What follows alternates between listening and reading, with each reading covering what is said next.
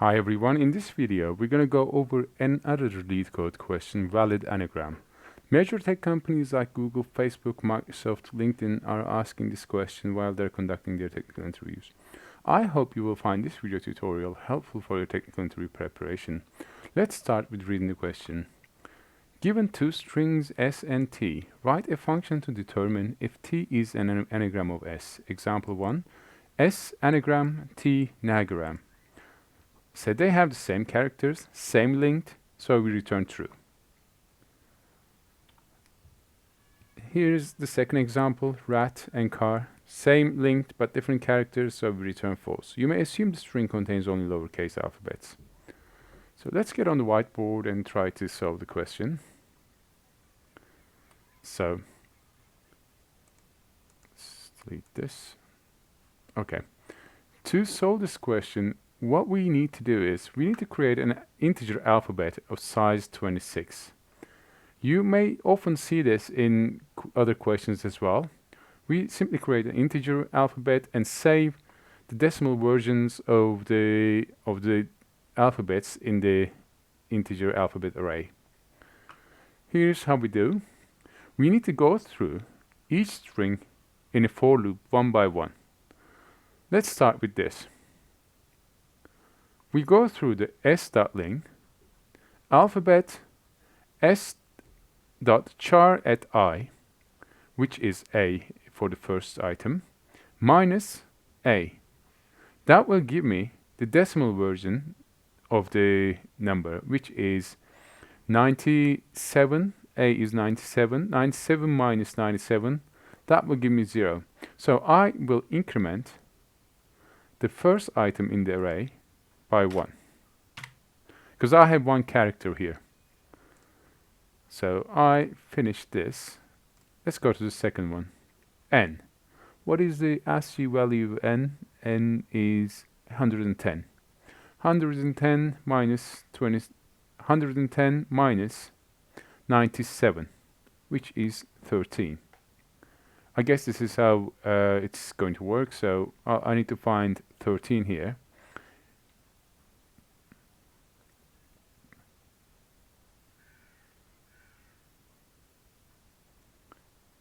So it should be either this or that.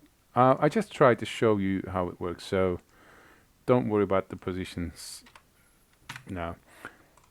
So what I do is basically s.charet minus a incremented here, and next time I will go through this string as well, and as I come across the same character of the alphabet, for example, if I have 3 a's here, that means I need to increment this 3 times to 3. So here, every time I see a character A, again t.charet I minus a, so that will give me 0. For example, for the letter A, that will give me 0, and I decrement here. So this will be decremented to 2, then to 1, then to 0. For 3 a's, as I go through the length, I'll decrement the item. So this way, finally, I need to check if the alphabet or all the items are 0. If they are 0, then that's fine. If one of them is not 0, that means one item is missing, one item is not in the array. So we return false. If I is not 0, we return false. They have to be all zeros, because I incremented the counters here, and I decremented the counters here. So, and I return false. You just need to understand how this ASCII table works. Then the rest is very simple. For example, s.charet I. Let's actually see how this works.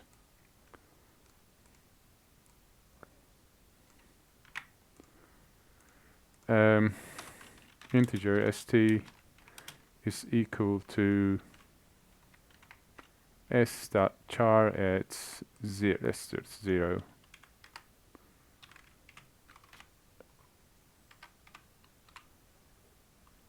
Come on. So let's do here string s is equal to anagram. I'm just trying to visualize this. So we don't need to print this. Instead, we need to print the integer value of the caret I. So I'll print out st.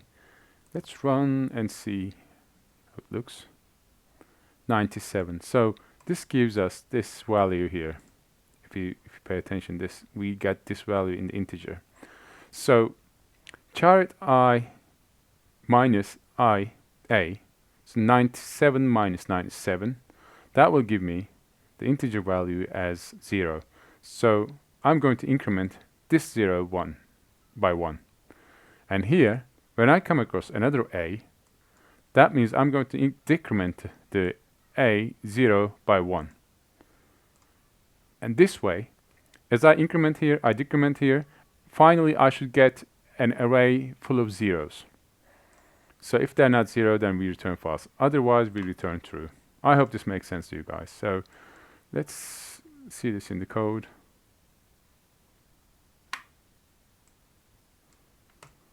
Okay, so we created our alphabet. We can also check initially if string lengths are different, we can simply return false. Then they can't be anagrams. So that's another check. But I didn't do it for this case. Excuse me. So we go through the for loop, incremented each item in the array, then go through the second string, decremented each item in the array, then check the alphabet array, integer array. And if any of them is not 0, that means we incremented and decremented and one of them is missing. So we return false. Otherwise, we return true. Let's submit and see. Looks like this one works too. So this is pretty much it for this question. I hope you found this video tutorial helpful, and I have more videos coming up. So if you subscribe to my channel, we can meet again in the near future. Thank you for watching. Goodbye.